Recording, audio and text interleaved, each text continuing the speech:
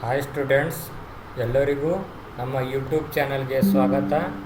ಇಂದಿನ ಈ ವಿಡಿಯೋದಲ್ಲಿ ನಾವು 10ನೇ ತರಗತಿಗೆ ಸಂಬಂಧಿಸಿದಂತೆ ಇಂಪಾರ್ಟೆಂಟ್ ಆಗಿರುವ ಒಂದು ಕ್ವಶನ್ ನೋಡುತ್ತಿದ್ದೀವಿ. ಅದು ಯಾವ ಪಾಠದಿಂದ ಅಂದರೆ ಎರಡು ಚರಾಕ್ಷರಗುಳ್ಳ ರೇಖಾತ್ಮಕ ಸಮೀಕರಣಗಳ ಜೋಡಿಗಳು. ಆ ಪಾಠದಿಂದ ಆದೇಶ ವಿಧಾನದಿಂದ ಯಾವ ರೀತಿ ಲೆಕ್ಕಗಳನ್ನು ಸಮೀಕರಣಗಳನ್ನು ಬಿಡಿಸಬೇಕು ಅಂತ ನೋಡೋಣ. ಇದು 2 ಮಾರ್ಕ್ಸ್ಗೆ ಫಿಕ್ಸ್ ಆಗಿ ಬರುವಂಥ ಕ್ವಶನ್ ಆಗಿದೆ.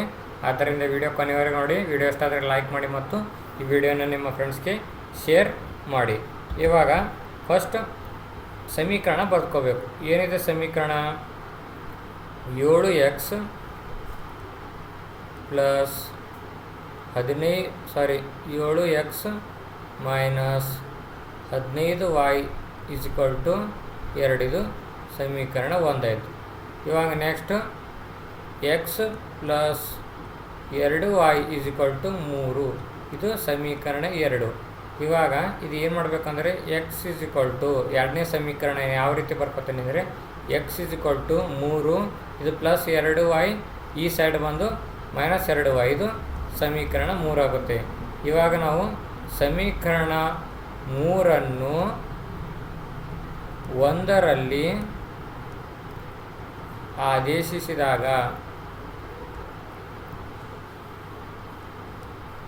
ಒಂದರಲ್ಲಿ ಆದೇಶಿಸಿದಾಗ ಏನಾಗುತ್ತಂದರೆ ಸಮೀಕರಣ 1 ಏನಿದೆ 7x ಮೈನಸ್ 15y = 2. ಇದು 7 ಇದೇ ರೀತಿ ಬರ್ಕೊಳ್ಳಿ. x ಅಂದರೆ ಏನಿದೆ ಇಲ್ಲಿ x = 3 ಮೈನಸ್ 2y, ಅಂದರೆ 3 ಮೈನಸ್ 2y ಮೈನಸ್ 15y = 2. ಇವಾಗ 7 ಈ ಬ್ರ್ಯಾಕೆಟ್ಗೆ ಗುಣಾಕಾರ ಆಗುತ್ತೆ. 7 3 21 ಮೈನಸ್ 7 2 14y ಮೈನಸ್ ಇದು 15y ಅದೇ ರೀತಿ = 2. ಇವಾಗ 21 ಅದೇ ರೀತಿ ಬರ್ಕೊಳ್ಳಿ. ಮೈನಸ್ 14y ಮೈನಸ್ 15y ಎಷ್ಟಾಗುತ್ತೆ? Minus 29y = 2. ಇವಾಗ ಈ ನಂಬರನ್ನು ಒಂದು ಸೈಡ್ ಮಾಡ್ಕೊಳ್ಳೋಣ. 21 ಇದು 2 ಈ ಕಡೆ ಬಂದು ಮೈನಸ್ 2 = ಇದು ಮೈನಸ್ 29 ಈ ಸೈಡ್ ಹೋಗಿ ಪ್ಲಸ್ 29y ಆಗುತ್ತೆ. ನೆಕ್ಸ್ಟ್ ಈ 21ರಲ್ಲಿ ಎಷ್ಟು ಕಳಿಬೇಕು? 2 ಕಳಿಬೇಕು. 2 ಕಳೆದ್ರೆ ಎಷ್ಟು ಬರುತ್ತೆ? 19 = 29y. ಇವಾಗ 19 ಭಾಗಿಲೆ 29 = y, ಅಂದರೆ y ಬೆಲೆ ಎಷ್ಟು ಬಂತು? 19 ಭಾಗಿಲೆ 29. ಇವಾಗ ಏನು ಮಾಡಬೇಕು ನಾವು? y ನ ಬೆಲೆ ಸಮೀಕರಣ 3ರಲ್ಲಿ ಆದೇಶಿಸಿದಾಗ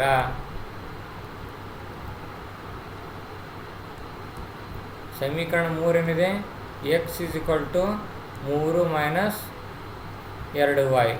x = 3 ಅದೇ ರೀತಿ ಬರ್ಕೊಳ್ಳಿ. ಮೈನಸ್ 2 y ಅಂದರೆ ಎಷ್ಟಿದೆ? 19 ಭಾಗಿಲೆ 29 ಇದೆ = 3 ಮೈನಸ್ 2 ಗುಣಿಲೆ 19 ಅಂದರೆ 19 2 38 ಭಾಗಿಲೆ 29. ಇವಾಗ ಲಸ ಎಷ್ಟು ಬಂತು? 29. ನೆಕ್ಸ್ಟ್ ಇದು 29 3 ಎಷ್ಟಾಗುತ್ತೆ? 87 ಮೈನಸ್ 38. ಇವಾಗ ಇದರಲ್ಲಿ ಇದು ಕಳೀರಿ ಎಷ್ಟಾಗುತ್ತೆ ಅಂದರೆ 7ರಲ್ಲಿ 8 ಕಳೆದ್ರೆ ಅಂದರೆ 17ರಲ್ಲಿ 8 ಕಳೆದ್ರೆ 9. ನೆಕ್ಸ್ಟ್ ಇದು ಎಷ್ಟು ಉಳಿತು? 7. 7ರಲ್ಲಿ 3 ಕಳೆದ್ರೆ 4, ಅಂದರೆ 49 ಭಾಗಿಲೆ 29. ಇದು x ನ ಬೆಲೆ ಬಂತು. x = 49 ಭಾಗಿಲೆ 29. ಇದು x ನ ಬೆಲೆ. ಇವಾಗ ಇನ್ನೊಂದು ಲೆಕ್ಕ ಈಸಿಯಾಗಿರೋದು ಈ ಆದೇಶ ಮೇಲೆ ವಿಧಾನದ ಮೂಲಕ ಇನ್ನೊಂದು ಲೆಕ್ಕ ಇದೆ, ನೋಡೋಣ ಬನ್ನಿ. ಕೆಳಗಿನ ರೇಖಾತ್ಮಕ ಸಮೀಕರಣ ಜೋಡಿಗಳನ್ನು ಆದೇಶ ವಿಧಾನದಿಂದ ಬಿಡಿಸಿ ಅಂತ ಇನ್ನೊಂದು ಲೆಕ್ಕ ಇದೆ. ಫಸ್ಟ್ ನಾವು ಏನು ಮಾಡ್ಕೋಬೇಕಂತ ಹೇಳಿದ್ದೀನಿ, ಸಮೀಕರಣವನ್ನು ಬರ್ಕೋಬೇಕು. x ಪ್ಲಸ್ y = 14, ಇದು ಸಮೀಕರಣ 1. x ಮೈನಸ್ y = 4, ಇದು ಸಮೀಕರಣ 2. ಇವಾಗ ಸಮೀಕರಣ 2ಕ್ಕೆ ಏನು ಮಾಡ್ತೀನಿ, ಎಕ್ಸ್ ಇಸ್ ಇಕ್ವಲ್ ಟು ಈ ಮೈನಸ್ ವೈ ಈ ಕಡೆ ಬಂದು ಪ್ಲಸ್ ವೈ ಇದು 4, ಇದು ಸಮೀಕರಣ 3. ಇವಾಗ ನಾನು ಏನೇನು ಮಾಡ್ಕೋಬೇಕು, ಸಮೀಕರಣ 3 1ರಲ್ಲಿ ಆದೇಶಿಸಿದಾಗ ಅನ್ನತ್ತೆ ಸಮೀಕರಣ 1 ಏನಿದೆ, X plus Y is equal to 14. X ಅಂದರೆ ಇಲ್ಲಿ ಏನಿದೆ ನಮ್ಮ ಹತ್ರ 3ನೇ ಸಮೀಕರಣದಲ್ಲಿ ವೈ ಪ್ಲಸ್ 4 ಪ್ಲಸ್ ಇದು ಒಂದು y is equal to 14. Y ಕೂಡಿಸ್ರೆ 2y plus 4 is equal to 14. 2y ಅದೇ ರೀತಿ ಇಟ್ಕೊಳ್ಳಿ, ಇದು 4 ಈ ಕಡೆ ಕಳಿಸ್ರಿ 14, ಇದು 4 ಈ ಕಡೆ ಬಂದು -4. 2y ಇಸ್ ಈಕ್ವಲ್ ಟು 14ರಲ್ಲಿ ಎಷ್ಟು ಕಳಿಬೇಕು, 4 ಕಳೆದ್ರೆ 10. ಇವಾಗ 2y ಇಸ್ ಈಕ್ವಲ್ ಟು 10 ಭಾಗಿಲೆ ಸಾರಿ ಇದು 2 y ಇಸ್ ಈಕ್ವಲ್ ಟು 10 ಭಾಗಿಲೆ 2, 2 1 2, 2 5 10. ಅಂದರೆ y ಬೆಲೆ ಎಷ್ಟು ಬಂತು, 5.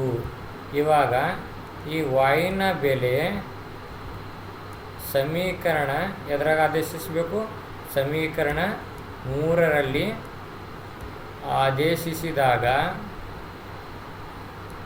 ಸಮೀಕರಣ 3 ಏನಿದೆ, X is equal to Y plus 4. Y ಎಷ್ಟಿದೆ ನಮ್ಮ ಹತ್ರ 5 ಪ್ಲಸ್ 4, 5 4 ಕೂಡಿಸಿ 9, ಅಂದರೆ ಎಕ್ಸ್ ಬೆಲೆ ಎಷ್ಟು ಬಂತು 9.